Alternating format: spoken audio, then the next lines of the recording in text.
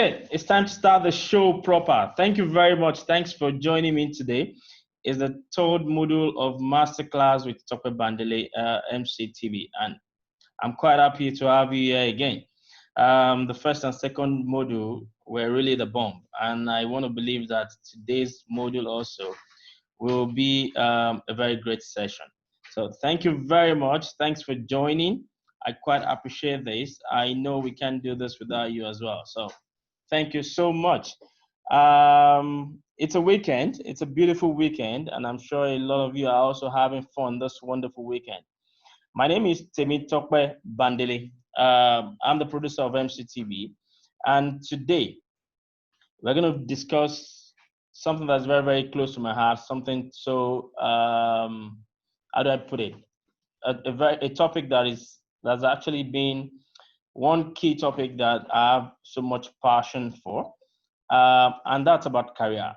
So today we're going to talk about how to build a successful and stellar career. So before we start, let me just tell you about the modus operandi of this particular program. We are live on Zoom, all right, and we are also streaming live on Facebook. So you can join us on Zoom. You are on Zoom already, by the way. So you can join us also on Facebook. You can send this link to people to also join on Facebook as well. And the program, the recording of the program also will be available to you on YouTube. Thank you very, very much once again. For this particular show, it's a masterclass, so everyone will have to contribute. But how do we contribute? Just like the first and second show, your contribution will have to be via chat. So as you can see, everyone is on mute. You will not be able to speak in the class. And why did we have to, why did we do this? It's actually to enable us have a very flow and fluent conversation. When people start talking over each other and different network bandwidth, it may be a bit of concern in terms of us hearing ourselves. So that's why you're automatically on mute. But if you have any comments or anything to bring any topic or anything to contribute, please go to the chat button. Use the chat button on your phone, on your computer, and use that chat button to drop your messages. And please feel free to drop your questions as well. My host is right on board already, and we will do justice to every question that you have today. Thank you so much. We thought we could be able to have the Instagram appetizer about 15 minutes ago, but technology, we were not able to do that. But please, you can join us after the show as well for the dessert. And that's going to be like a wrap up of the show on IG Live. My IG handle is Tope Bandele. My guest also will give her IG handle when she starts the show. And then you can also join us for a recap of this particular program. I'm quite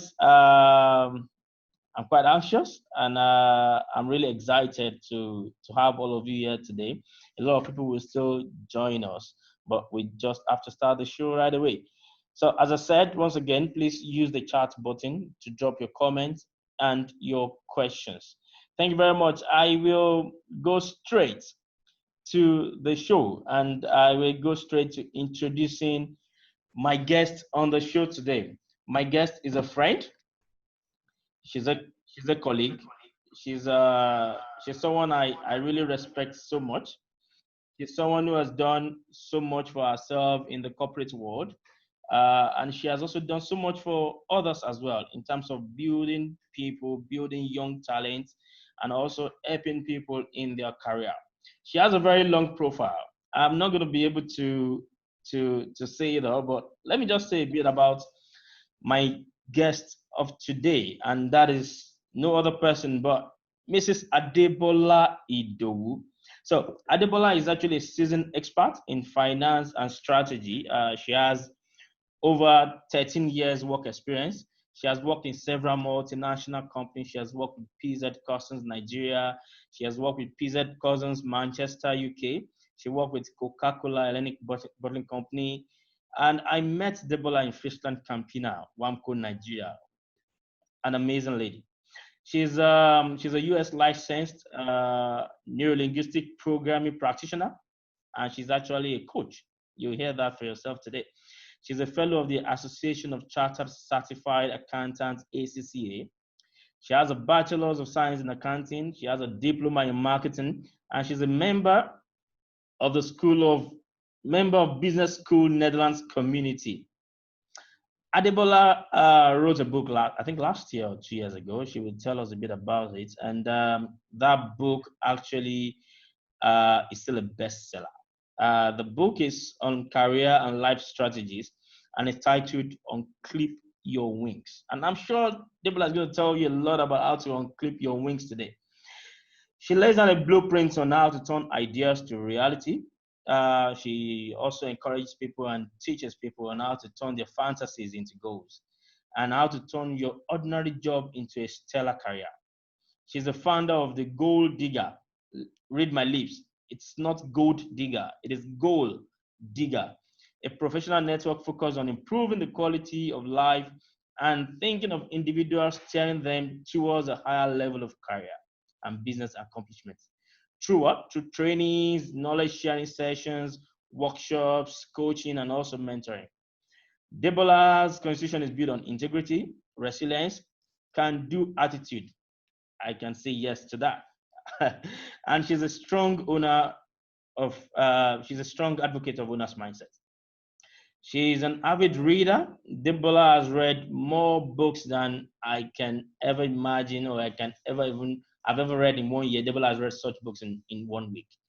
I was once in Adebola's car, and I tell you, in our car, half of the back seat of the car was full with books, all kind of books. She's an avid reader of autobiographies, leadership, and management books. Adebola is married with 4 boys, 4 fantastic boys. You can see them on Instagram. And she's fondly called those 4 boys are fondly called the generals. Don't let me bore you more with the stories, but let's go straight to it today. Ladies and gentlemen, please join me as I welcome to the show my guest for today, Adebola Idowu. Adebola, where are you? You're welcome. I'm here. I'm trying to put on my video. Okay, please do so. Yes, please, go ahead. Can I run away? No, you cannot run away, Adebola.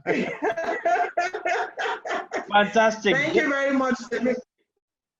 Adebola, welcome. Welcome. It's an honor having you on the show today. I know you have a very, very busy I'm excited. And I can imagine what it takes to bring someone like you to a show of small boys like us. So it's really an honor. Please. I can see your bookshelf already. Please don't even go there. Don't let us go there. Eh? No, please don't go there.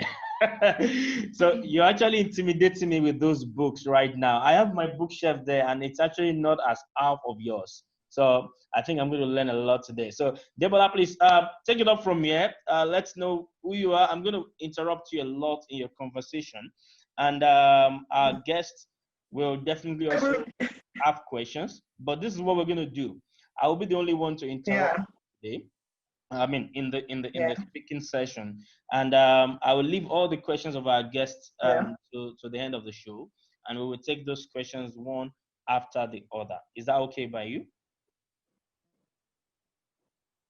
Can you hear me? Yeah, that's fine. That's very fine. Okay, great. Yes, I can. Can you hear me? Yes, loud and clear. I can hear you as well. So, how to build a successful and stellar career? What does that mean?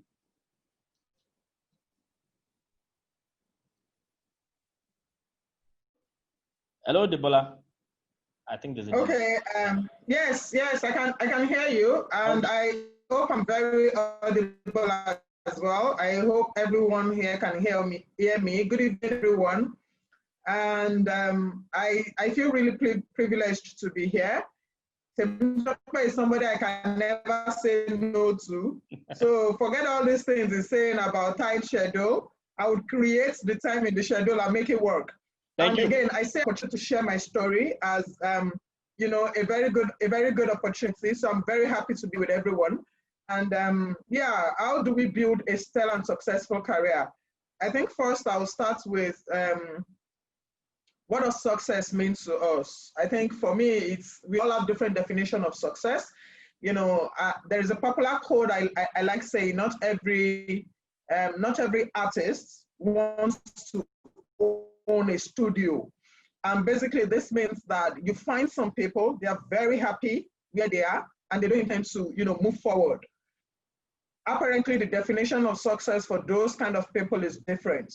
And you find others that are very, very enthusiastic about getting to the apex of their career, and their definition of success is also very different. What I tell people is, whatever brings you happiness, whatever position you get to that brings you happiness, is your successful zone.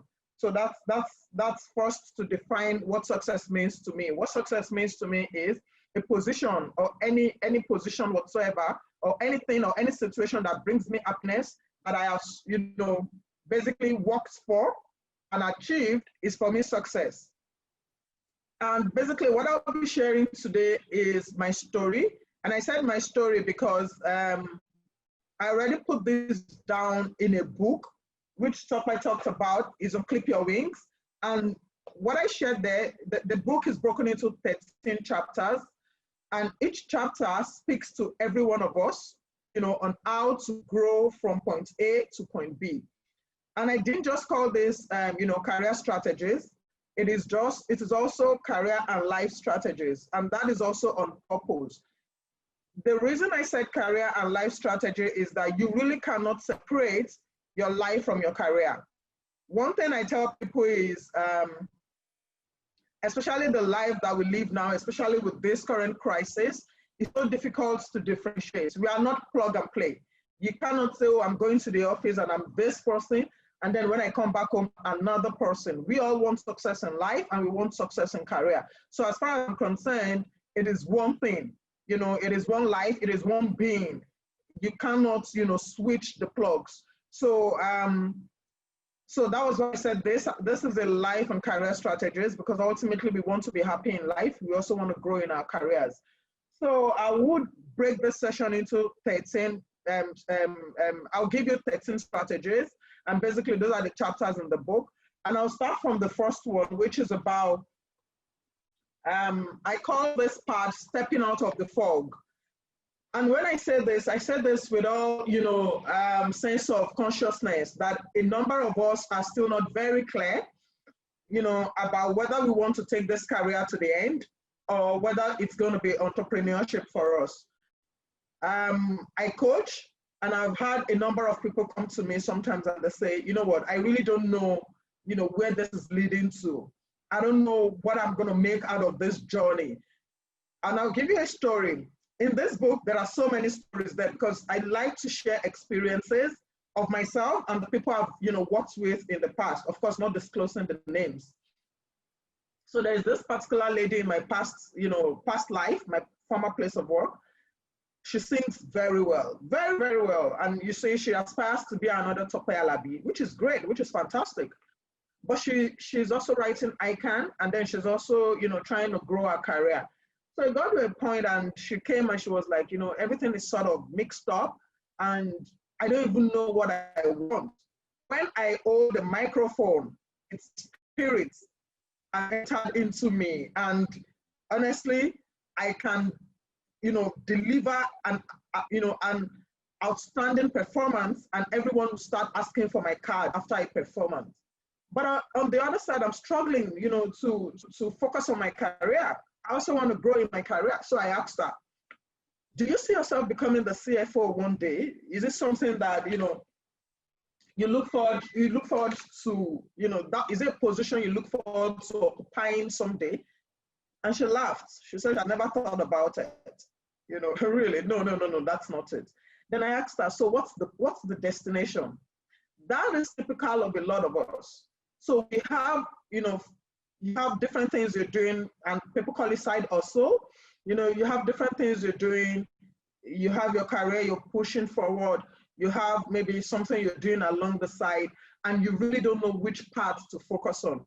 So what I tell people is, you need that clarity of destination. Where are you headed? When I talk about this, I know a number of people can come to me and say, yeah, Adebola, I hear you. I have a destination. What about me focusing on the journey? And I tell people the juice is not in the destination. The juice is in the journey. You have to make sure that, you know, you are also enjoying what you're doing on a daily basis. Adebola, You have to also look forward to do, yes. Can I yes, interrupt? please. So you talked about knowing where you're going, knowing your destination. I'm just an employer. I'm just an employee.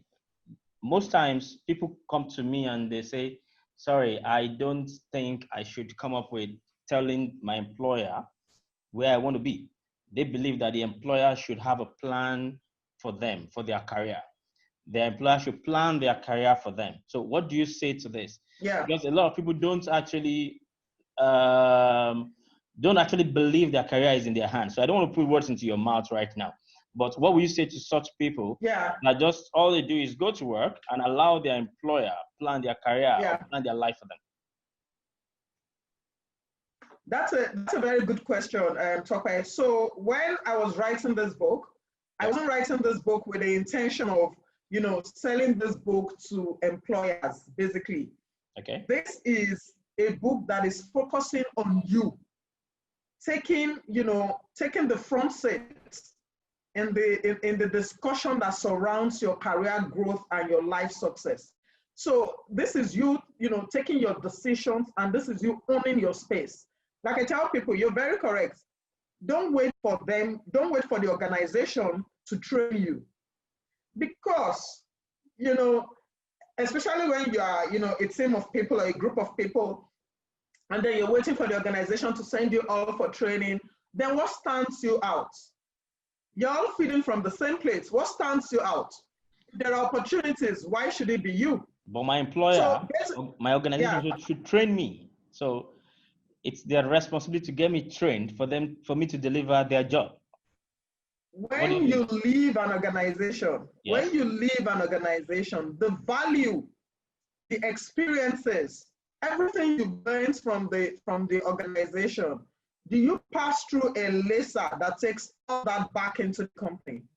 Do you pass through like a laser where you pass through and everything you've learned stays within the company and you go out empty? No. You should pay your employer for training you. You should pay your employer for giving you some experience. Say that again. Because you wouldn't get that in your room. You wouldn't get that in your room. So if you take responsibility for your careers, you will understand that having a place to get hands-on experience is a blessing.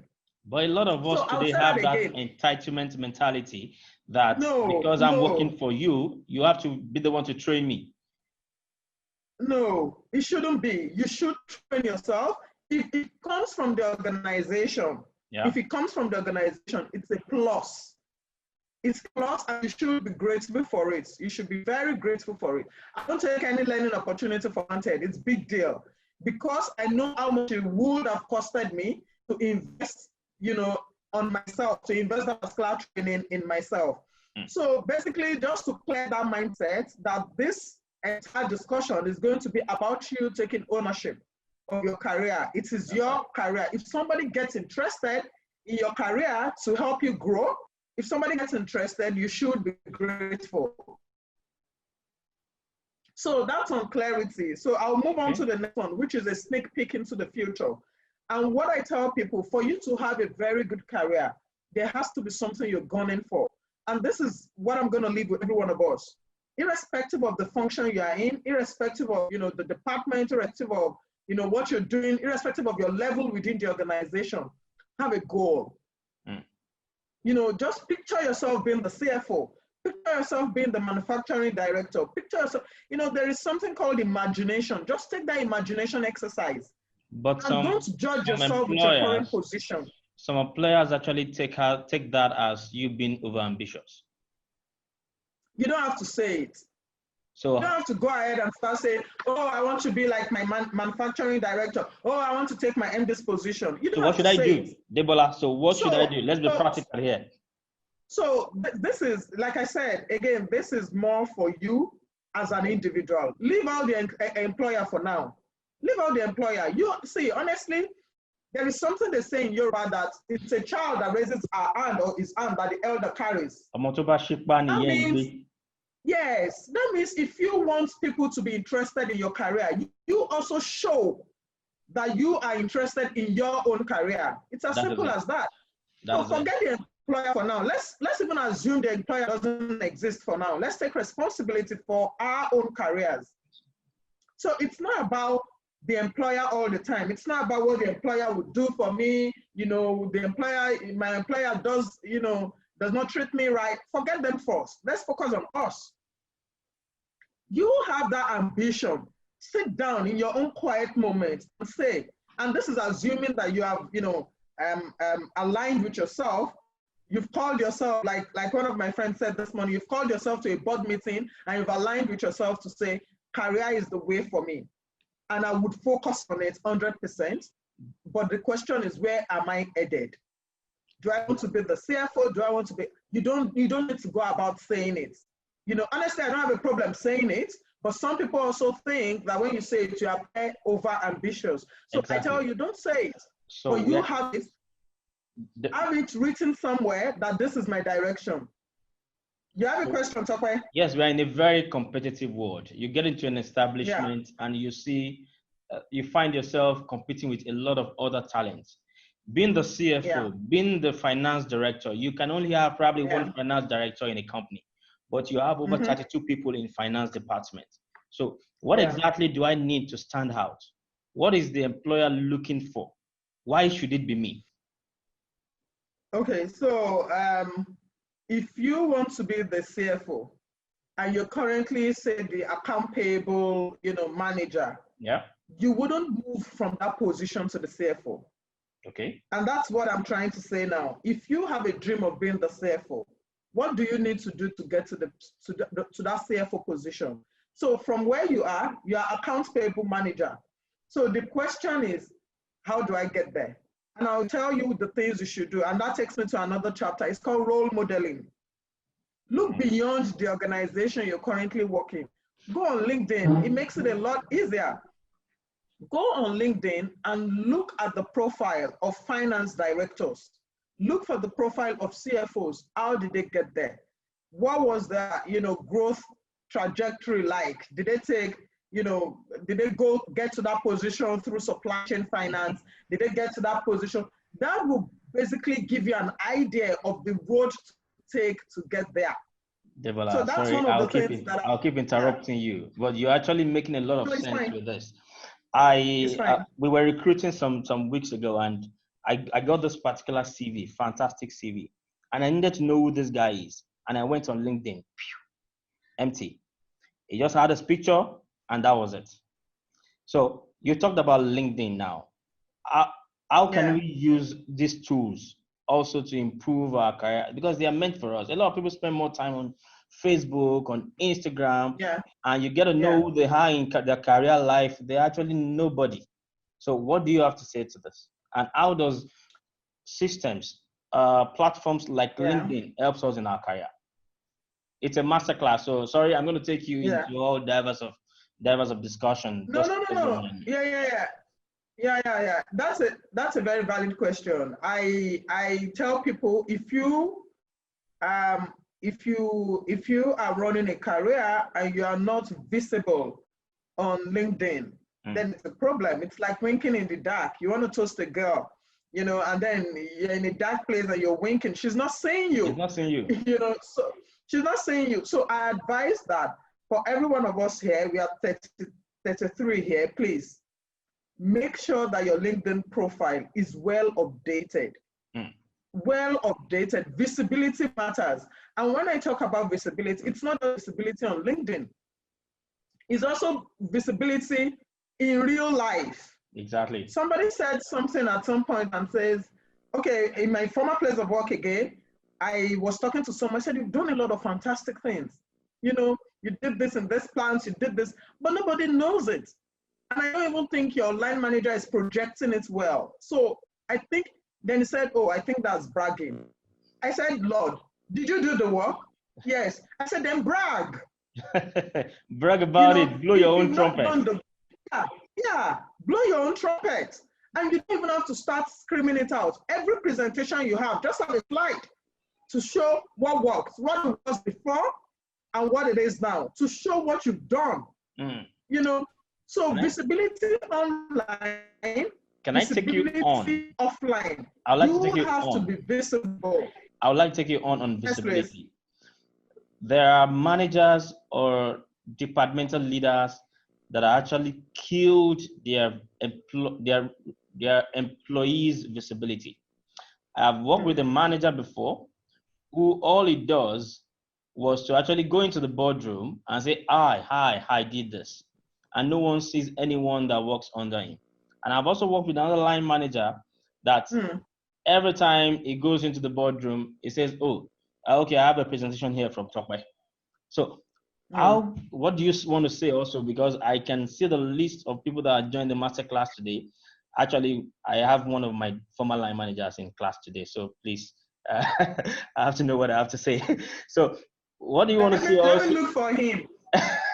I'm looking for him. No, he's somewhere there. One of my. So what do you have to say also to people that have actually been struggling with visibility, from being, they see themselves not being visible enough, and a lot of people think that or believe that if you're not visible, it's part of what you're also saying. If you're not visible to the management, it is very difficult for you to grow in your career. Is this true? Yeah. Okay. First, I would answer the first question. You have a boss, that takes all the credit for the work that you have done. One thing I like to say, when you are when you're an employee, you have to learn how to manage so many things. You have to learn how to manage your emotions. We had a class this morning that talked, clear about emotional intelligence. You have to know how to manage upward, which is managing your boss, and you also have to know how to manage downwards. Managing yourself, managing downwards. What I tell people is you cannot, have some sort of issues with your boss. If you have a boss that takes or that believes in taking all the credit for all the work, honestly, it's not about you, it's about him. He's also trying to, and that's why I hope I don't break the tables. You're shaking tables tonight. Please go ahead, shake the table. if you have a boss, that's credit for everything, it's not about you. He is also struggling with some insecurity. Exactly. Because he also feels that, if I give you all the credit, then what's my use? So you cannot fight that kind of person. And your job, honestly, is to make your boss look good. I know that may not sound fair. No, but your job is to make your boss look good. If your boss goes out to a presentation, for example, and does all the presentation without mentioning that you did it, honestly, it's not a problem. In as much as he looks good at that meeting, the credit comes to the entire function. If he doesn't go there to talk ill about you, he has not done anything wrong. Yes, he has not done anything wrong. I think it becomes, and when you have a boss, just to talk about the other side, when you have a boss that goes there to say, oh, Temitope did this, and I'm very proud of what he has done. If you say we've moved from here to here, blah, blah, blah, you're lucky. It's not the norm. So don't, because again, those are some of the things that make people, stay or end up in a career rut. When you start feeling that, what, all the credit I should have, I am not getting, so I'm not working anymore. I'm not going to give my best anymore. We pray that your leader would one day have a change of mind, but on the other side, you cannot continue to, not be productive or perform at your optimal, give your optimal performance because your boss has decided not to give you the credit. Yeah. So because you want to get back at your boss, you decide to drop your own performance. Yeah. You're killing yourself. Yeah. That's it. And somebody said this morning, I think it was the session I ended this morning, excellence is not an act. It's not something you do now and you don't do again. It's a habit. It's an habit. Once you're used to giving excellent performance, not change that. Nothing. So whatever he does not matter. And what I tell people is, I believe I'm a strong believer in karma. You know, when your boss takes all the credit, there is the karma that is waiting somewhere to happen, you know, and then it's not going to be all the time that you will not be visible. Somebody knows that you are the one doing the job. Exactly. Somebody knows.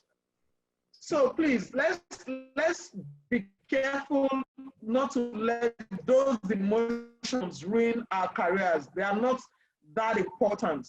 You know, that's what I would say about visibility. Thank And you so again, much, you can Adebola. also have visibility in so many other ways. It doesn't have to be on your job. Exactly. I would like you to go on ahead, in that thought. We are already having questions on the chat, but I'm not going to take those questions now. But please, every one of us in the class, let's keep dropping the questions. We'll take your questions after the show. So please don't go anywhere. So Adebola, please continue. You've talked about visibility. What else do we need to do to have a stellar performance or a stellar career? Okay, so just to take you again back to the role modeling, you need to know one person that you are basically, and you don't even have to know the person personally. You don't have to, you know, because I know on LinkedIn, I see a number of people, you know, come in and say, I want you to be my mentor, I want you to be my coach, I want you to, you know, I'm very happy to do this, you know, and I try to respond. It may be late, but I try to respond.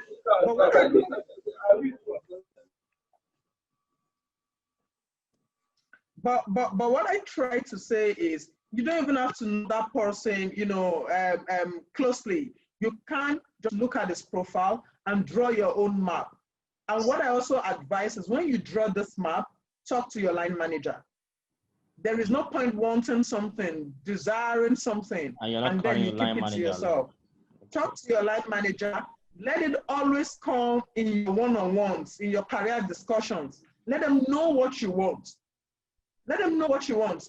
For those reporting to me, I know what each one of them, you know, desire as next step. And document. And when I hear opportunities that relates to that, I quickly, you know, put them in the know to say, I hear this and this may be an opportunity. And it's because I know. So one, have a good relationship with your boss, because again, if you don't have a good relationship, even if you want to move to credit control tomorrow, you cannot even tell him. You're just basically talking to those other people around, but those are not the decision makers. So have a good relationship with your boss and tell your boss, you know, I've been doing this 2 years. I really like my next step to be credit control or audit or whatever, or factory or sales. Let your line manager know your next step of action. So that's on the role modeling. There has to be a figure you're looking at to say, I want to be this person. And then you also have to build your, you know, your steps, your milestones on how to get there, and also communicate with your boss. That part is important. Let your line manager know. And talking about this, I should also mention, you know, one of the importance of visibility. I was going to say something the other time. Visibility is not just about your boss knowing that you're doing a great job. Everyone has to know. The people that matter have to know that you are doing a good job. And when I say this because when it comes to career discussions, people discussions, it is not only your boss that will decide, you know, your next move, especially when you're at a certain level in your career. It's always a panel discussion. And this person, you know, I heard at the time, I wasn't there, but I heard at the time that somebody was being discussed during the panel session, and a boss, you know, was very, you know, saying, oh, she does very well, you know. And every other person there said, well, I don't have that same, you know, feeling. I don't feel that this person is actually up to the task. And one other person says, I think I align with your thoughts. I hardly see her, you know, I don't know. It is not one person that will decide your next move at a certain, you know, level in your career. It's a panel discussion. And everybody should feel what you're contributing to the business, and it's about value. And Adebola, that's a mistake a lot of people make. They are always very good to their boss, the bootleg, eye service, and to other people, even at the same hierarchy as their boss, they always choose to be the enemies because they believe that, oh, if I'm so loyal to my boss and I'm actually the friend of his friend and the enemy of his enemy, then that will pave my way for me. But little do they know that their boss do not hold the ultimate decision of their Yeah. career growth. There has to be a discussion at some level where people will have to give opinion about you. So all you need to do, you need to ensure that you have a very good relationship with other people as well. I'm not saying, sorry, not taking your show there, but I'm not saying you have to align with everyone. But at some point, do not always think that you need to really, fine, you need to drive your boss's agenda, but don't do that against the choices and the interests of others. That is very, very important. True. I just wish to add that to what you're saying. True. Yeah. Valid addition. Yes. So I was going to say something the other time, which also ties to all this. How to grow your career. I tell people that as much as there are two things. I was taught in my MBA class. There is the content. So that's what we call the kernel frills. I like talking about kernel and frills a lot because it's something that can be applied to so many things. When you run your career, you need the two. You need the kernel, palm kernel, then the frills around the palm kernel. So the frills is more the packaging, how you package yourself. And then the kernel is the content, the value, the real deal, the basics, the foundation, the technical competence, the technical skills. That's the kernel. When you are doing your job, of course, I'm sure before you even get to the company, if somebody has said, this person is good and this person will be able to deliver on the job, that is the technical competence. You get to a certain level in your career that alone wouldn't help you. And at that point, you start talking about leadership competence. You start talking about your emotional intelligence. You start talking about people management skills. You start talking about your ownership mindset. Those are, not your technical skills in terms of, maybe accounting work or manufacturing work, but this is also the frills, those things surrounding that.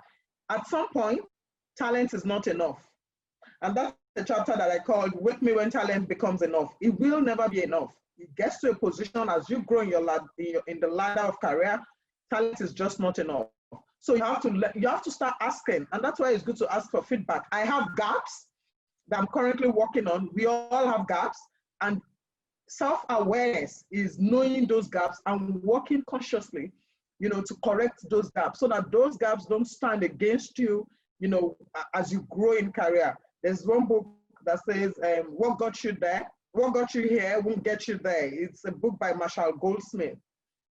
And basically that book encompasses all those other things I call frills, those things that you should be mindful of in career. And when I say this also, I also touch on, training yourself, when you have these gaps, because again, there are gaps that people see, and not everybody will come to you to tell you, oh, I don't like the way you talk. It's kind of belittling. Some people may not be able to walk up to you. They probably just avoid you as much as possible. Or some people would say, I don't like the way you react to issues, or I don't like, those things you may not get, but you have to now do your own checks. If you have few friends that you can consult, let them tell you that gap, and then invest in yourself. Look for trainings. Don't wait for the organization when the organization trains you, unless of course you're at that leadership level. It's more about the technical skills.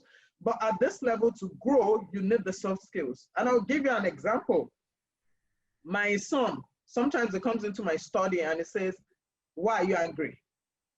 And I'll be like, I'm not angry. Oh, you look like you're angry. And then some days he will come, he will say, why are you sad? I say, I'm not sad. He said, well, you look like you're sad. I already know that my screensaver is a problem. We should all check how our face is when we are not doing anything. Sometimes you're engrossed in your work. How does your screensaver look? Is it approachable? Is it with a smile? Yeah. Honestly, if my son, if not for work from home, I wouldn't know my screensaver is terrible. Because he has asked me that question more than 10 times. Imagine that look in the office. I'm sure some people already think, oh, don't go there, she's a bulldog, you know, because then, you know, something like that, because he will come and say, why are you angry? And he asks me this all the time. He asked me yesterday, why are you angry? I'll say, I'm not angry. Why are you sad? I will say, I'm not sad. I'm just engrossed in what I am doing. Let us check our screensaver. You know, and how does it, what message does it pass across? Yeah, Adebola, and a lot of time you you don't know yourself as much as people watching you or people looking at you. And that takes me to the topic on feedbacks and closing the gap. A lot of organization actually engages feedback mechanism to actually develop their talents, develop their employees. But some people do themselves no good by only sending a request for feedback to those that they know that will give them their friends. Exactly. So what do you have to say to this? How should we gather feedbacks, and how can we use feedbacks to actually develop ourselves or fill the gaps that has been identified either by our managers or also by ourselves? Okay, so feedback is a big topic, and I'll try to, you know, do some justice to it. So sometimes also we should be able to differentiate between feedback and, you know, a malicious, you know, comments, basically. Yeah. And I say this because as much as possible, why people reject feedback is because they don't trust the giver of the feedback. Someone do say you need to know the difference between a feedback and a get back. So is it a feedback or you just want to get back at me for what I've done to you? True. I like that. There has to be, you know, that clarity on whether it's a feedback or you get back. Absolutely. Or you get back. So sometimes, like at some point, I know that I didn't take feedback well. Like I would think about it and overthink it, and then I start questioning myself, do I really do that? Is it really true? You know, there was a day I got it. Yeah, I got a feedback on my body language. And you see that one, I didn't overthink it because I know that's me. Sometimes I'm not talking because, you know, emotional intelligence, you don't have to, but my body is doing all the talking. But that's also very wrong. So when that person told me, I figured that, you know, this is me, but I have to work on it. So now I just remain motionless. I just look. Because if you also give, you know, excuses all the time, the feedback won't come. People would say, don't worry, she will justify it. So that's on giving feedback. If you are getting feedback from your line manager, if you are also trying to give feedback to your subordinates, I always encourage people that do it with a lot of empathy. Do it with the intention to help that person be better. You know, so don't just say you do this. Also suggest ways that person can correct it. Because sometimes it's not easy to close the gap. Exactly. I have been trying to close the gap for years, you know, so it's not easy because you fall back to what you used to do before. Absolutely. So, and on getting feedback as well, it's important that I think the best feedback is the one you get from your subordinates, because if you can get them to tell you the truth, of course, be sure that create that environment. That's what I tell people. You have to create that environment such that they can give you feedback. And I like giving an example of one of those working with me. He gave me a feedback, and he said, you know, so I said, I've always been asking them for feedback. Then he would always say good things and all that. But this one, I said, you know what, nothing positive. I want something I can work on. Constructive feedback. I really want something because, yes, constructive feedback. I want something. And he said, Adebola can be very impatient. You know, yes, Adebola can be very impatient. I laughed, but I recognize it. That's true. You know, and you see, yes, and I recognize it because I know that I am asking for this one, I'm asking for that one, I'm asking for the next one. But you see, what I now try to do is because again, for me, for it to come from him, it is not a joke, it is a fact. It's just that I've not been told all along. So I now started consciously, you know, putting time into this. Okay, I tell them when something is priority. I tell them when it is not priority. I ask them, when do you think you can give me this support back? You know, And I think that has been helping us. We all have timelines. There is a report that goes out on the 16th. They make sure it goes out on the 16th. Now there is no situation of Adebola is impatient or nothing, because now there's a structure around it. We all know the times the report goes out. So again, closing the gap is not easy, but you have to consciously work on it. And you have to create an environment where you can get good feedbacks, not just like you mentioned something the other time, bootlicking. You don't grow with that, eh? No. There's no growth. The only feedback that makes you grow is the one that helps you cover, or that makes you want to cover a gap. Then you get better. But if somebody says, oh, you do this well, well, if you're not growing, but when there is a gap, you fill the gap. We all owe it to ourselves to become a better human being. So I tell people, identify your gaps, look for the feedbacks, and work on it. Thanks a lot, Adebola. Let me take you into another line of thought. I was speaking with a senior friend, and he has been 7 to 8 years in a single role. Yeah. Each year, he's been rated as exceptional, excellent. His performance is always at top gear, and he could not link that to the fact that he's not getting promoted at work, but he's performing. His boss is seeing him as actually the one holding that particular department on. And while discussing with him, he says, he also thinks he should leave the department yet, because if he leaves, something will go wrong. And I was able to pick out two things from this particular friend of mine. Number one, his boss is not willing to release him because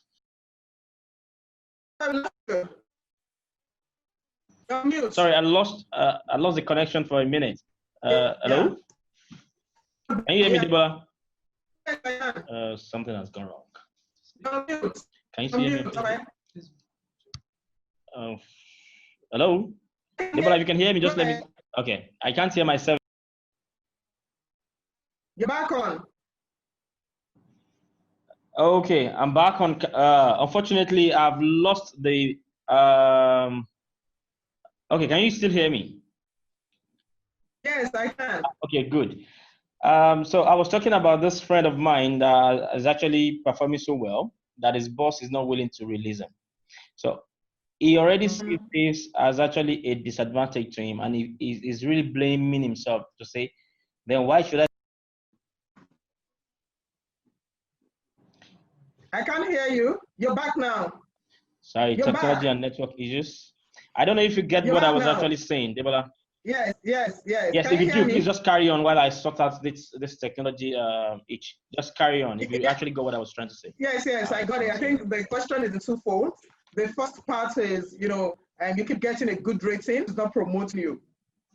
So what I say to people when it comes to, promotion is that, and I also want to take, from one of our Goaldigger sessions, we have the then CEO of PZ, the then MD of PZ Cousins, PZ Cousins Nigeria PLC, and he said something. He came in to talk to Alex Goma, and he said something. He said, you cannot be promoted, doing what is on your job description.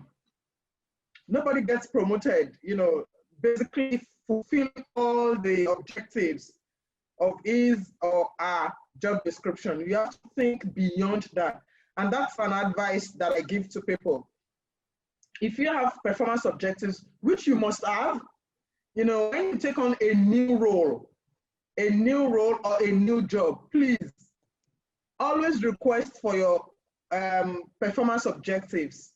It could be 5, it could be 3, for some organizations 7, but you have to be very clear on this, just to be sure that your ladder is leaning, on the right wall. When you don't have a performance objective, then the discussion about whether you deserve a promotion or not becomes subjective. And then the conversation is always, well, let me not say always, most times not in your favor, because you don't even have KPIs, no yardstick we're comparing with. So you would end up saying, oh, I wasn't promoted. Nothing concrete to justify why you need to be promoted. So always ask for your, job description and your performance objectives. They are quite different. Your job description broadly just says what you're expected to do on that role. Your performance objective states, clearly what the targets are. These are the things you need to do, and these are KPIs attached to those things. Once that is clear, if you do everything on your performance objectives, you have met expectation. And I know, I have heard, I am certain that if you are put against somebody that has done way above what you've done, the person deserves promotion. So the basics is that you feel your performance objectives. You want to be promoted, you have to do a little bit extra. Absolutely. You have to do more than what is in your performance objectives. So when I am setting my performance objectives, I make sure that it is very clear. I remember when I took the Coca-Cola job and I resumed and I asked my boss for my performance objectives. She forwarded me a document. I read it and it was totally not aligned to my job description. The job description that was shared with me, I saw the performance objectives, but I have a bit of question, She said, okay, let's try and fix a meeting so that we can sit down and look at this. We couldn't fix the meeting until about 2 or 3 weeks later, but I was ready to wait. I'm sure she was thinking in her head, what's about performance objectives? Let her just sit down and get the work done. But I don't want my ladder leaning against the wrong wall. So what we did at that time, we sat down and then we looked at it one after the other. Out of about 6 objectives, 4 objectives were not mine. What happened? She basically sent me the objectives of the rest of the team, and we didn't have the same role. So we changed everything, and when I took it, I said, yes, this is what I am working with.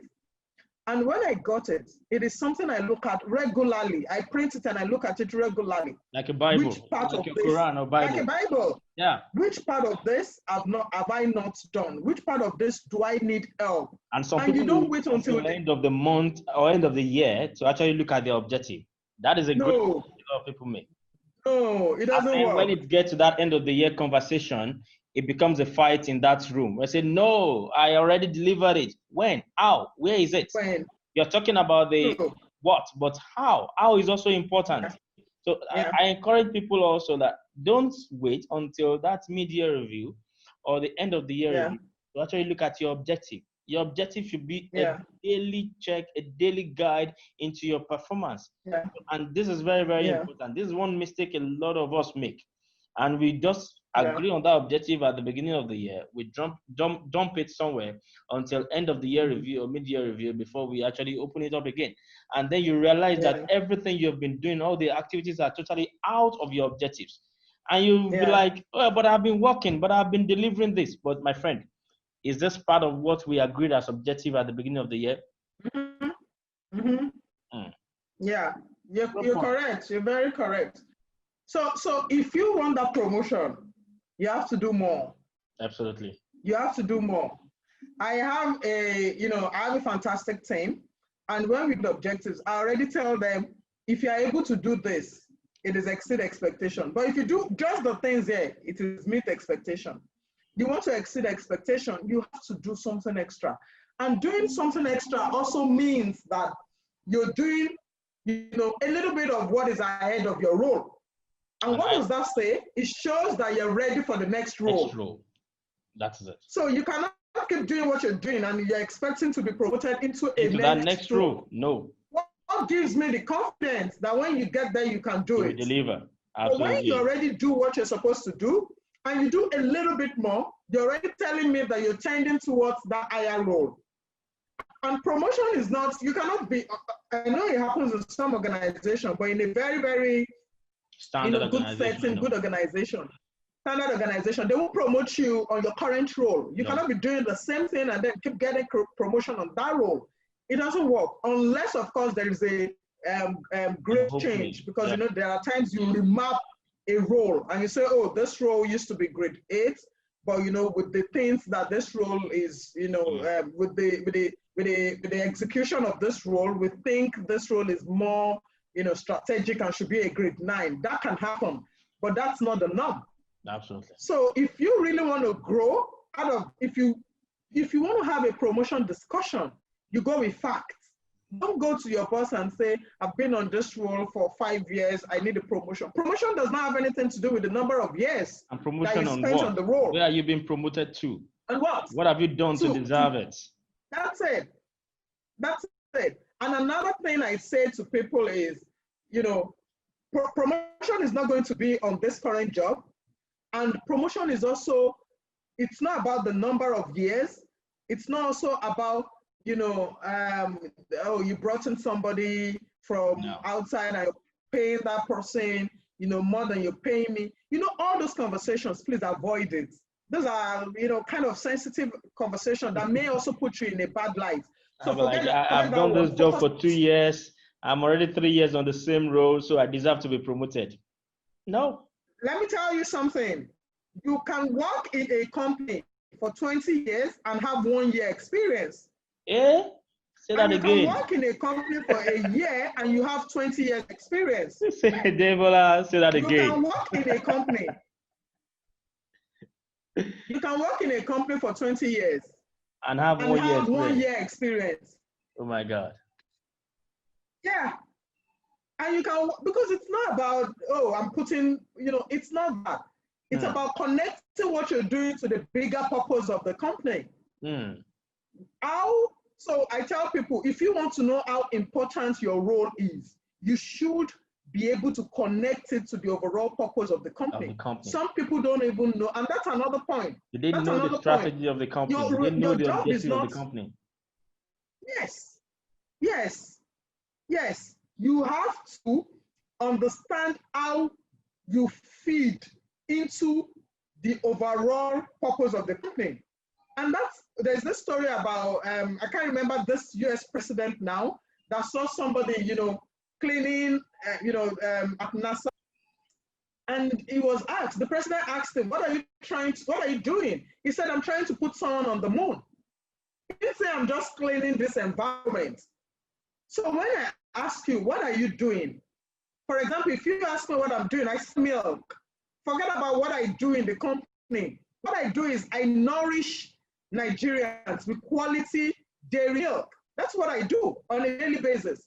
And I know how my role ties to meeting that objective. So we should all learn and understand how our role ties to the overall, and then you start feeling that, you know, I don't know how you guys say it, but I call that ownership mindset. Start fitting yourself into that space.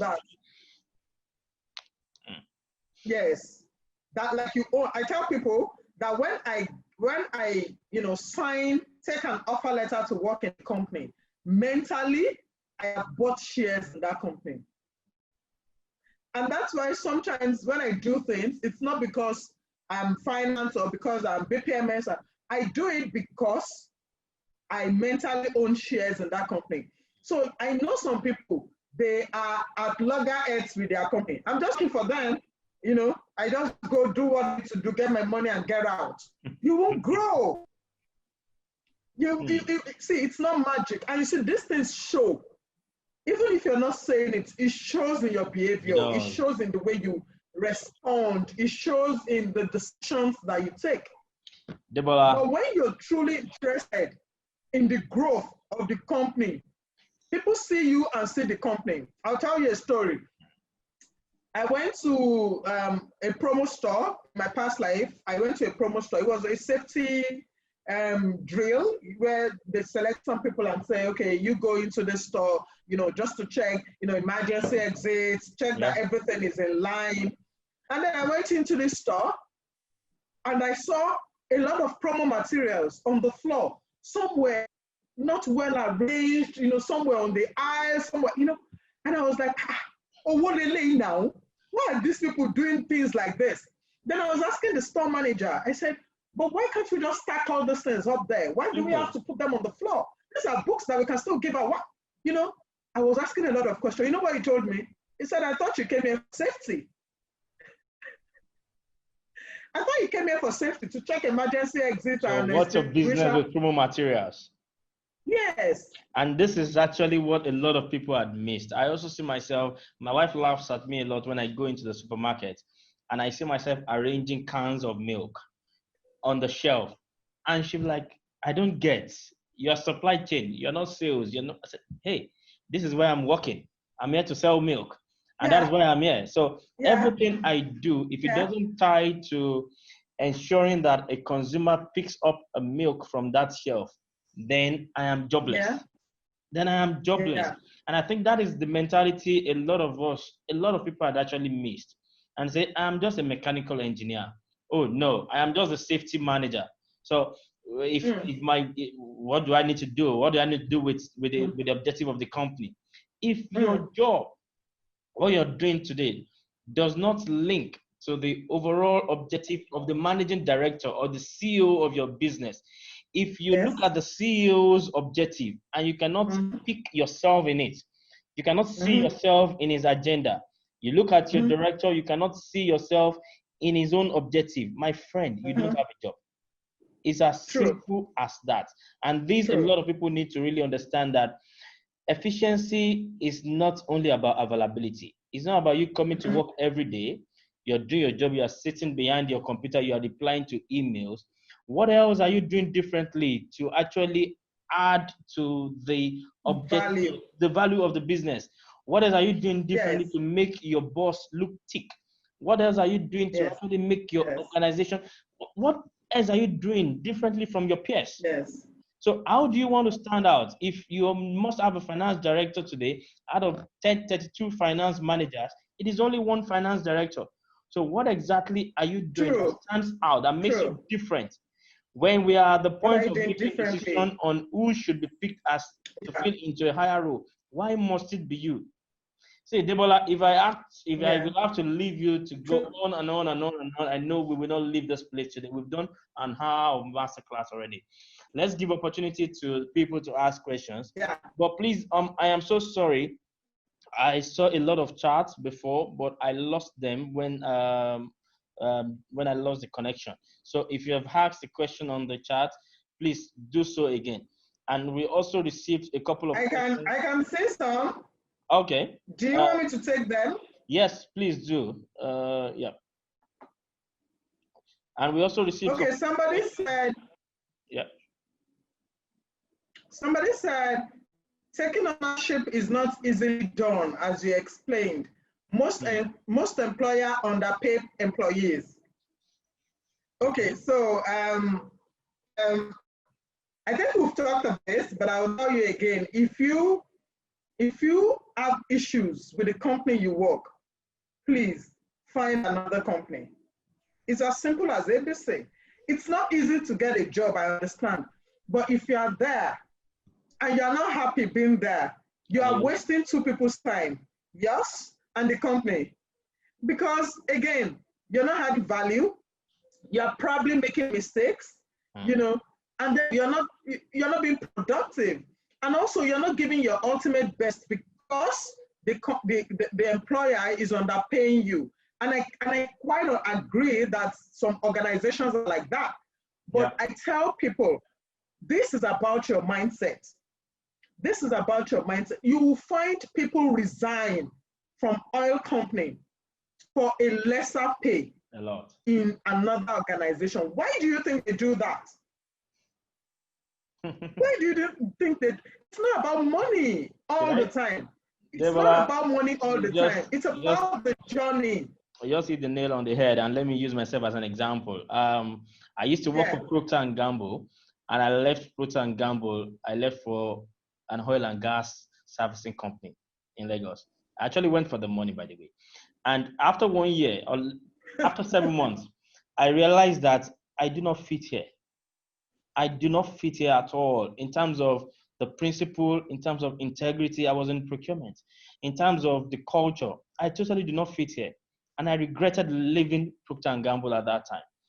And after 6 months, I started looking for another job. And I tell you, when Unilever came calling, I went to Unilever with a 30% pay cut from what I was earning in my former company. And I remember then my sister of blessed memory said, "Hey, are you making the right decision? Why would you leave such a fantastic job with this kind of pay and you are settling for a low?" I said, "I know what I'm doing. I know what I want. I've seen a company that connects to my principle. I see a company where I can actually add value. I see a company where actually integrity is held in high esteem. Why should I continue to rot away because of money? And a lot of people are in this same situation today. Because of some benefit they're getting, their career is dead. And a lot of people also on the other side are actually in an establishment where they are no longer adding any value anymore. They are not seeing themselves growing, but they are still there. They are there blaming their managers, blaming themselves, blaming the companies. The next question is, how do I grow in my career? Tope, can you hear me? I can hear you. I'm back now. It's really unstable, but sorry about that. Yeah, I think it's the network. No, it's fine. Let me take the next question. How to grow in my dream career in a state where your employer lay off? How do I get back on track if I did not get similar role again? And honestly, this is a good question. At this time, a lot of people are losing their jobs. I totally, empathize with them. But what I would say is keep, improving on yourself. Don't relax. Keep improving on yourself. Keep, be active on LinkedIn. Try and, I know sometimes you get all these messages to say, I don't have a job, if you can help me, but put it out there. Honestly, I also see people put it out there that I lost my job. These are the things I'm able to do. If you can help me, these are the value that I can bring on board. So go out there, sell yourself, sell the value that you have that you can add to an organization. That's another thing I would say. But again, you can get a similar role. I spoke to a friend this morning, and he was telling me about his own friend that lost his job, but got another job like recently. So people are actually doing a lot of interviews at this time. They're doing a lot of assessments at this time, and people are getting jobs at this time. That's true. There is a crisis, yes. People are losing jobs, yes. Because the organization still need people to resolve the problem they are facing, they are recruiting. So the opportunities are still there. So don't let anybody tell you, oh, there is no job, crisis and all that. Some organizations are recruiting. And what you need at this time is to go with your value box. So it's not about, oh, please employ me. Go out there and scream out your value for what are you bringing to the table? These are the things I have done. Absolutely. These are the things I can bring on board. Okay. I think we still have more questions. Let me take a question from the emails. We have some questions. So okay. This person says, what is your advice to those who feel their career growth is dependent on who they know in the organization? Okay, so that's also I'll answer this question in two ways.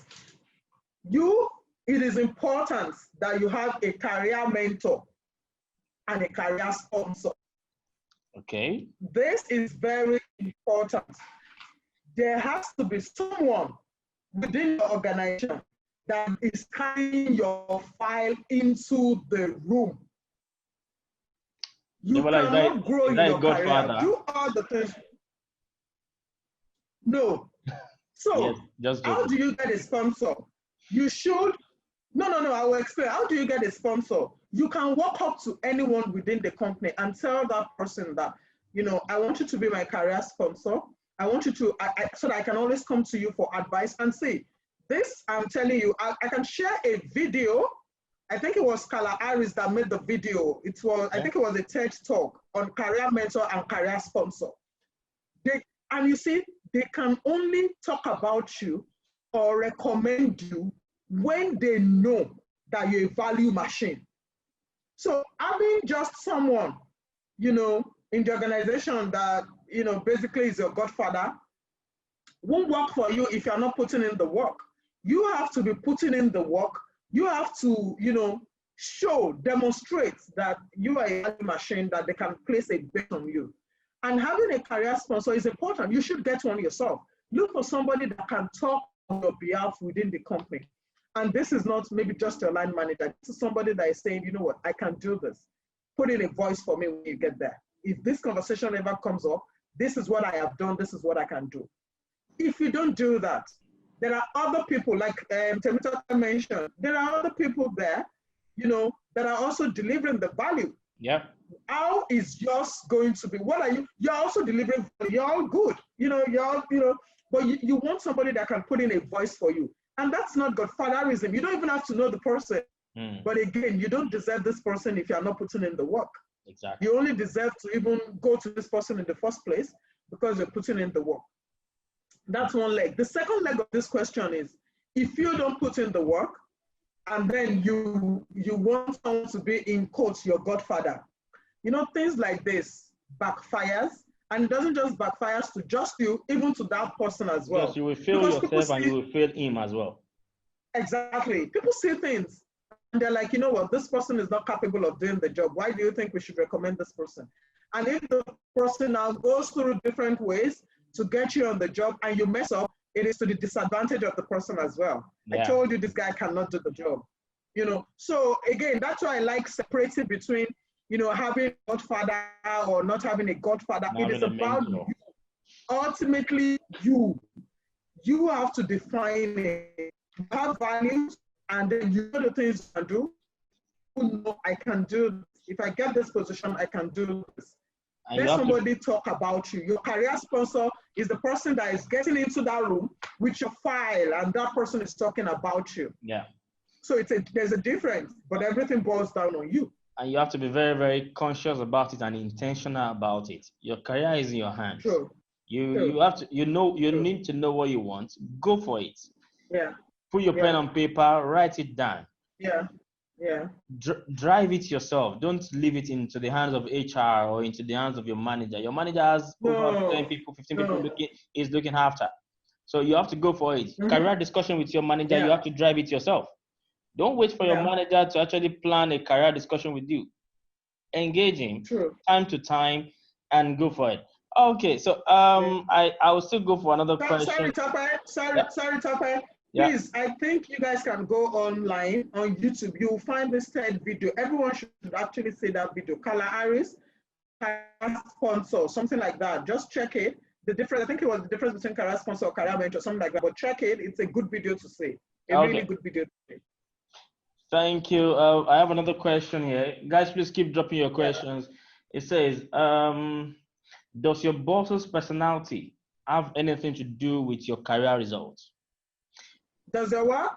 Your boss's personality have anything to do with your career results? I know this person and we chatted about it.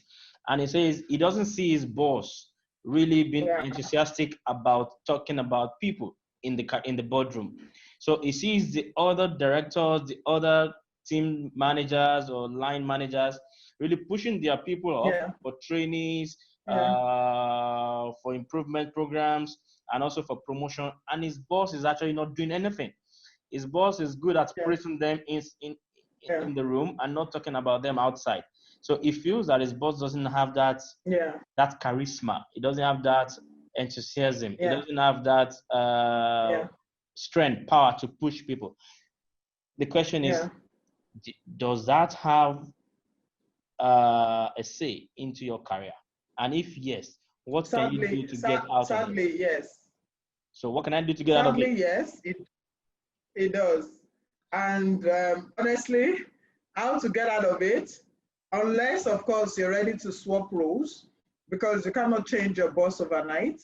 But it really does. And I know there was an article I read at a time that says, do you want that, you know, outspoken boss, or you want that quiet, you know, gentle boss and all that, who would probably prefer to lay low, you know, introverted and all that?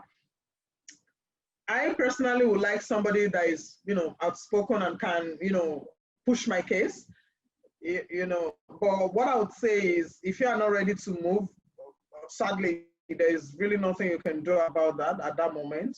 Just wait until the opportunity comes that, you know, maybe you can swap roles, you can change roles, and then and of course, that has to also be in line with your career path, you know. But really, it really does. Let me throw a bit of spanner in this wheel. So, would you advise this person to actually go directly to his boss's boss to talk about it? No. Did you get my question, Adebola? You see, I would say no, because I get your question. I get your question. I don't think I want to discuss my boss with my boss's boss. I think this, and you see, I think it's one of those leadership. I think it's one of those leadership awareness that we should all know. You know, you cannot go over your boss, because if your boss hears it, he wouldn't like it. You know, but if there is an opportunity for you to present to your boss's boss at any point in time, of course, you can showcase yourself. That's like an open field. Or come to present, you know, something he's been working on. That's your opportunity. And then you have to, you know, make it worth it, make it count. Don't go with the intention of reporting him to say, you know, my boss has done something, or my boss is not pushing my story, or my boss is not pushing my agenda. I don't think that works. And I think it may also have, you know, a side impact. Okay, great. The person is listening to you, so I'm sure he has gotten the right answer. I have another one here. What will you say to people who find it hard to take risk? What should be our risk appetite? I think honestly, this is different as per individuals. I like to talk about a friend, a younger sister.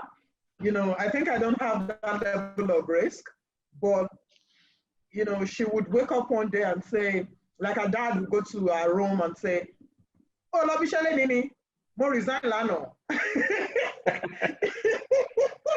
You know, and she does this like maybe, I think she has done this like 3 times. Wow. She would resign without consulting anyone. And you see, the good part is she gets another job. You know, she gets another job. And one thing I say is, I don't have that kind of, you know, risk appetite.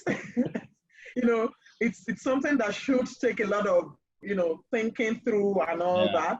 So what I would say is, it depends on the individual. Some people, and you see, that you have to take some risks. You cannot, and I tell people all the time, the worst place to be is the comfort zone. Don't ever say, "Oh, I've not done it before, I think I can do it." Don't ever say. I've seen people, you know, get their desired job with half of the requirements, you know, on the vacancy announcements.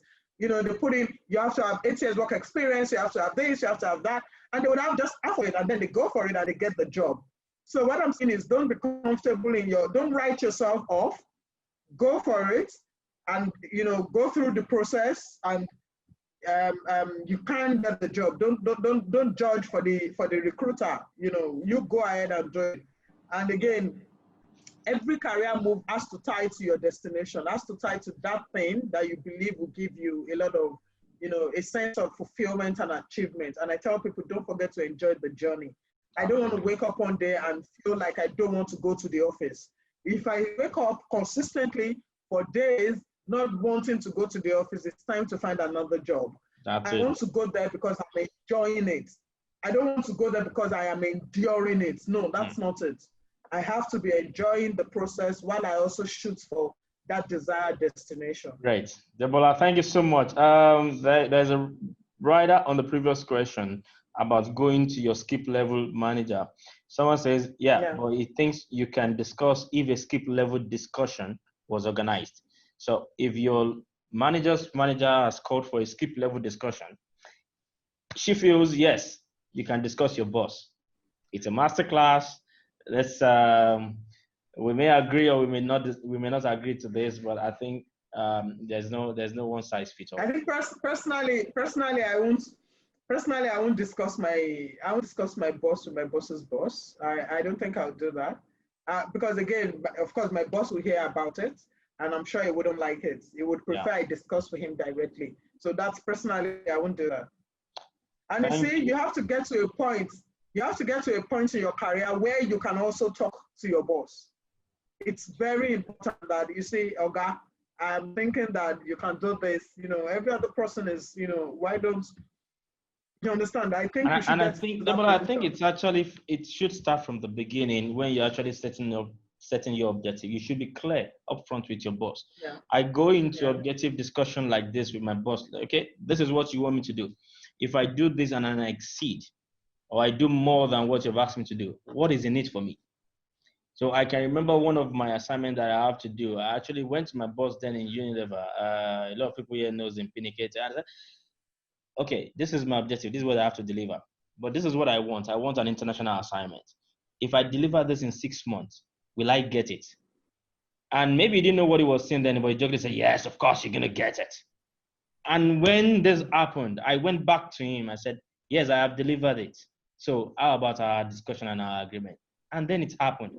So I think we as employees need to also develop that courage, that confidence in actually negotiating our career with our management, with our bosses. Negotiate your career. Put things on the table. They've put something on the table. They've given you job description. They've given you expectation. Then put something back on the table as well. And say, let's go into this deal. If I achieve this, what is in it for me? This is missing a lot. I see this missing a lot with people, and they're scared of actually negotiating their career. I'm not saying negotiate your salary or your increment now. I'm saying negotiate your career. Talk about your next role. Talk about where you want to be in the next 2 years. And then give yourself targets. This will also help you to chase that target, chase that goal. And when you achieve it, it will give you that confidence to actually go back to your bosses and demand that agreement to actually be respected. That is the way I say it. Let's go to another question, Adebola, because of time. It says, I understand I have to take ownership of my career by following through with my job description. But what happens when you don't have control over your job description, especially when you work in a team of more than 30 people and all have the same KPIs? Do you understand that question, Adebola? I understand. I think I want to believe that most organizations now, even if you work in a team, you have your own individual deliverable. It may be tied to someone else's, deliverable, where you have to work with that person to say, you know what, I cannot achieve my KPI if you don't do your own part of the job. But there is nothing like a joint KPI. Because I also think that may be a little bit unfair, because then I say, well, we all get the glory if we do this. So some person can say, well, the others are working and I am not going to do. Yeah, but if I work in a manufacturing plant, for example, if I work in the factory, and we have a target of the volume that has to be produced, and we have a target also in terms of our kg per cost, for example. So this is a joint target. I think this is what this person is talking about. So if we achieve it, we either achieve it as a group or as a department. So this is So KPIs can be at different levels. So for example, on my personal KPI, I'm in manufacturing, but my role relates mainly to maintenance and engineering. I have my specific KPIs. And for for an organization that is pretty, standard in this process, would give more weight in the KPI, in the performance objectives, to the things I have control over. And less percentage for the things that I can do with people. When you put a high percentage to the things I can do with people, you're penalizing me already. Yeah. See, there has to be a lot of clarity in your performance objectives. That's the only thing you have. I don't negotiate anything apart from my performance objectives. And I already know, as at the time I am setting it, things that I would need, from other people to make me achieve my objectives. So for example, if you put in my KPI EBIT, it has to carry a very low percentage, because EBIT is in the KPI of almost everyone. Everybody. Yes, but for the things that I have control over, of course, it has to carry more weight, because I can influence it. I can make sure it happens. But most organizations, and that, to be very fair with the person that asked the question, most organizations try to put general KPIs for everyone. But what I'm saying is, again, because they're trying to make you guys work as a team and achieve it and all that, and one person's KPI is dependent on another person's KPI, which is fine. But there has to be some level of control over those things that you, as your role as maybe engineering manager or maintenance guy, or that you can, and that should carry it. So I remember, I'll give an example. I remember in PZ when I had this objective, and I worked proudly. In fact, my boss used to tell me that I should not turn into market negotiation. That is the way I get really serious. Any day I'm going for performance review, it's big deal. I'm not even smiling. I'm carrying the paper, he's carrying the paper, and we are looking at it. So because of the way I treat it, it tells me I take it like a marketing transaction. But I honestly don't mind. So we sit down with this and we look at it. And then he said, yeah, well, this is not going to be a meet expectation. This is a below expectation. I said, but I don't have control over it. It's a general KPI. He said, yeah, have you done your part? Yeah. But as the organization done its part, we all did our part, but the numbers didn't come. So for those KPIs, I agree that you cannot avoid it. At certain level, you cannot. And I think, but I your think own also, part. Yeah, you're spot on. And I also think someone also sent me a note. I think the person individually also, you should be able to track your contribution to the general objective or the general result. What exactly did you do? We achieved A, B, C. What did I do? I actually did this. I improved this particular process. I reduced this particular lead time. I actually reduced losses in this area. Track it and document it. Then it makes your conversation at the end of the year or during performance appraisal quite easy. So there are general objectives, there are general KPIs, but the KPIs don't drive themselves. People actually drive those KPIs, use those KPIs to drive results. And people should actually learn that what you're driving is the result. It's not the KPI. You are using the KPI to drive that result. So what have you done to actually partake in that result? What have you done actually to contribute to that general objective that you guys are able to deliver or to meet? I think that is the way to go on this particular topic. Before going ahead, one more thing I should say for everyone, because I did this, years back, and I think we should all do it. On our CVs, let us have a place where we put key achievements. Results. Key achievements. What are those things that you have been able to influence? And you see, sometimes I remember speaking with someone and the person said, I can't think of anything. It's not true. You've just not been mindful of it. You've not been, and some things you think they are small achievements, but they are actually big deal. Exactly. Make sure that in your CV, that is the first thing that comes on top. After your name and blah, blah, blah, what should come is key achievements. And then don't make it too much. I think sometimes on this show, we will still have to treat CV writing. Sometimes, maybe sometimes next year. You should, yes. It's quite important. You'll be shocked when you sit in interviews and people, how can you spend 17 years in a particular company and you're coming with a one-page CV? Come on. 17 years. Yeah. And you have one-page CV. 17 years, one experience, 1 year experience. So we will find time to bring this also to MCTB in one of the days. Thank you, Adebola. If I actually ask you to go on and on and on, we're never going to leave this place today. And we have some questions on Facebook, right? Okay, we have 2 more questions there. Okay, sorry. We still have some more questions. Let me take them now. Am I taking these? Yeah. What do you do when your boss already has a fixed idea of your personality? When your boss already say, oh, this is who Temitope is. Well, I don't think he can actually be better than this. Let me tell you what we'll do. Change. See, bosses we talk about, they are human beings. Change. I remember someone called me, I coached her, I think 2-3 years ago. Then she called me like last year, and she said, I was trying to check with her, our progress and everything. And she said, everything is going on fine, but my problem is my boss. And then she started talking about all the things, all the issues they had and all that. And I said, if I were your boss, I also wouldn't like you.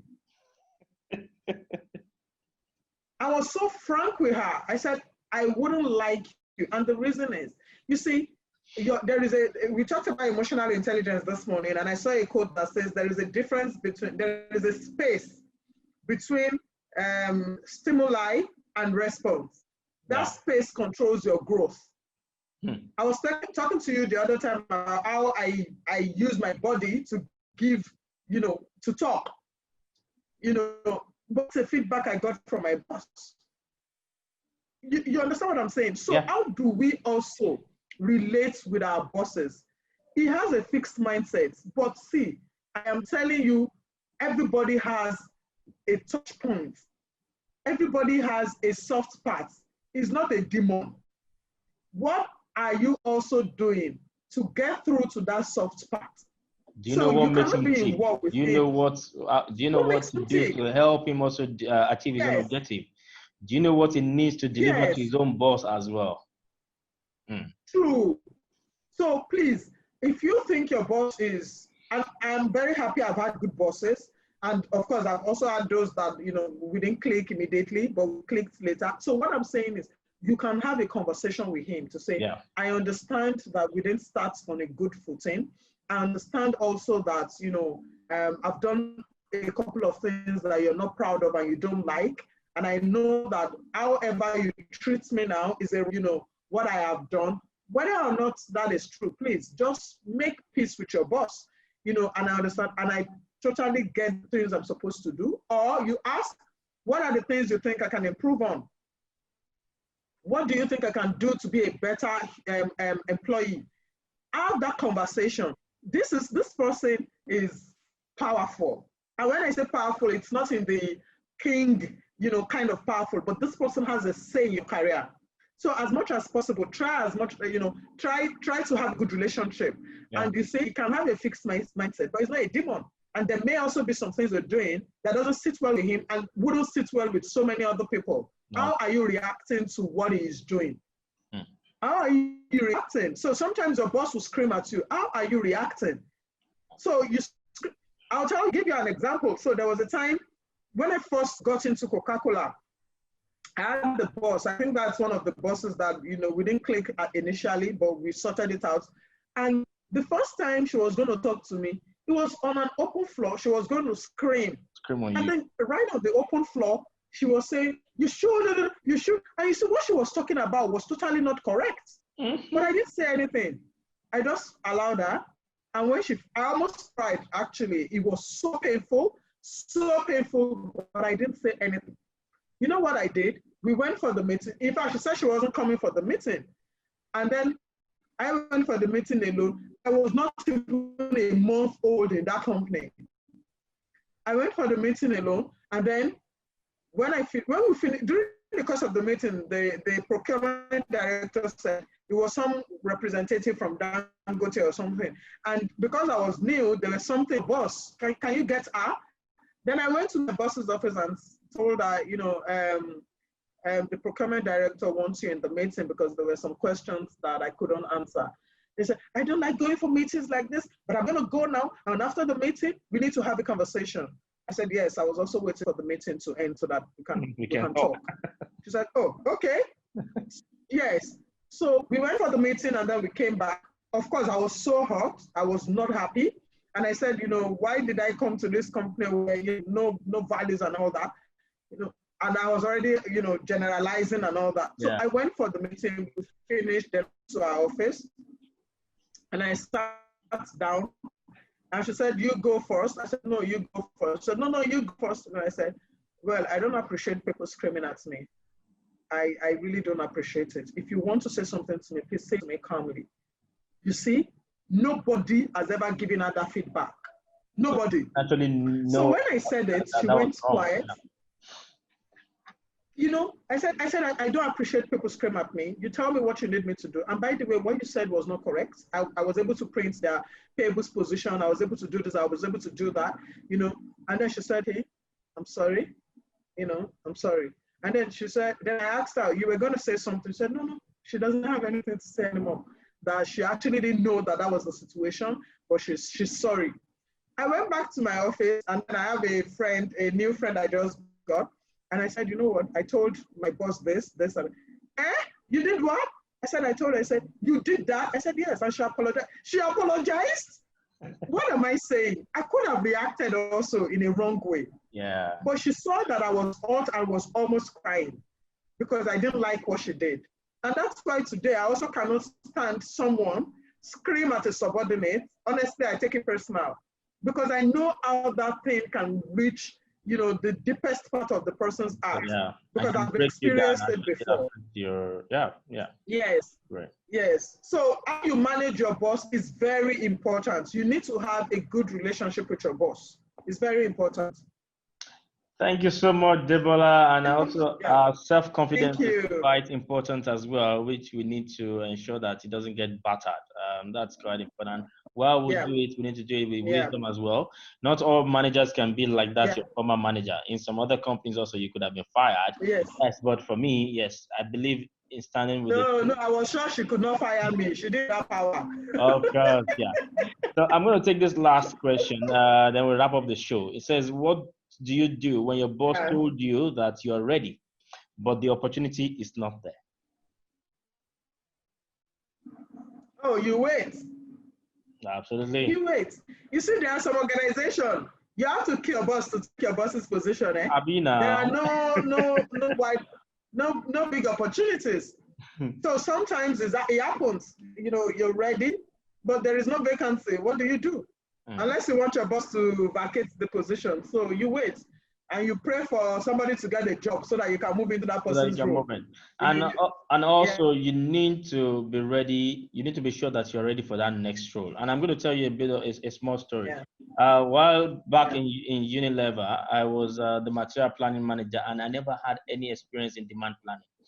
I went to the demand planning manager then, Steven. He moved to Guinness.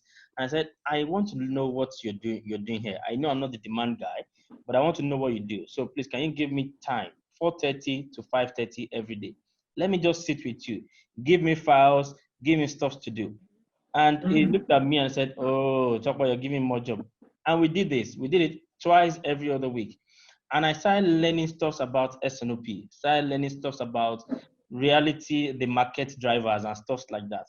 And after 3 months, this guy just called me and said, Tope, come here. Do you know what?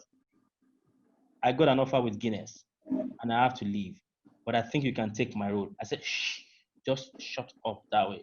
And I went straight into the director's office and I said, what do you think? I think someday I should actually move from material planning to demand planning.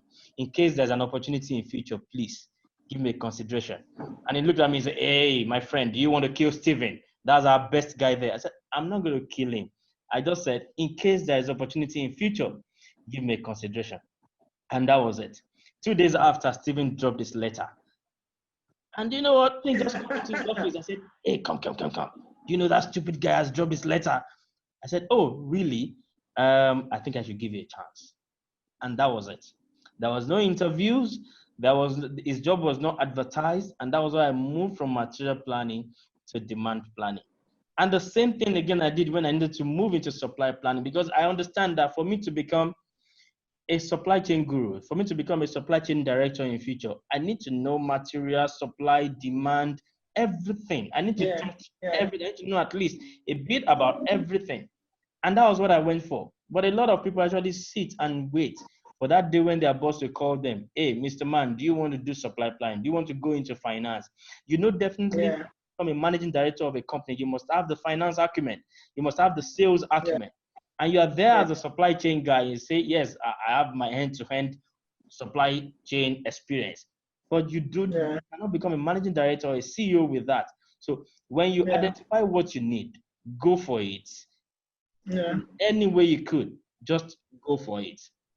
yeah. Debola, we can go on and on. Just for the benefit of everyone in the class, we're going to have the wrap up on Instagram after this show, just for about 5 minutes. So please feel free to also join. My own Instagram handle is Tope Bandele. Is that simple? And Debola, I think yours is underscore Adebola Idowu, right? No, I think it's Adebola Idowu underscore. Adebola Idowu Adebola Idowu underscore. underscore. So thank you very much, Debola, for coming on the show today. It's been a fantastic Thank you time for with you. having me. We Thank had you. at some time we Thank had you so about 49 people in the class, and we had That's good. views on Facebook. We had some views also on Facebook. I think 8 people were following, and I'm definitely sure that a lot of people will still have to go on Facebook to watch. If you want to watch a replay of this show, kindly go on my Facebook page, Tope Bandele. You will have it there, and we will also find a way of getting this video and putting it on YouTube for you to actually see. Masterclass with Tope Bandele is every fortnight. We're going to come again to your doorstep in another 2 weeks with another fantastic topic. And what we just want to do here, we just want to touch lives. This is a non-profit making endeavor we've put ourselves into. Sometimes it is time consuming, sometimes it is actually highly demanding. But trust me, we're going to continue to bring to you great mentors, great leaders, people that have passed through the ropes and understand what they're talking about. And if you also think you want to be part of this show, you want to come live on MCTV, please drop me a mail on masterclass with topebandele@gmail.com. And if you know anyone also that you would like us to bring on the show, whoever that person is, I don't mind. Just give me a name. We will look for them. Also, if you have a topic you would like us to treat, we have a lot of topics outlined already. At some point, we're going to talk about how to manage your boss. We're going to talk about office politics. We're going to talk about infertility. We're going to talk about marriage and money. We're going to talk about budgets in marriage. We're going to talk about finances. We're going to talk about purpose. I'm telling you these topics because I already have speakers for them. So if you also know that you know someone quite vast in a particular topic, a particular subject you would like us to bring on the show, please drop us a mail. The email address is masterclass.temitokbebandele@gmail.com. Let me repeat it again. masterclass.temitokbebandele@gmail.com.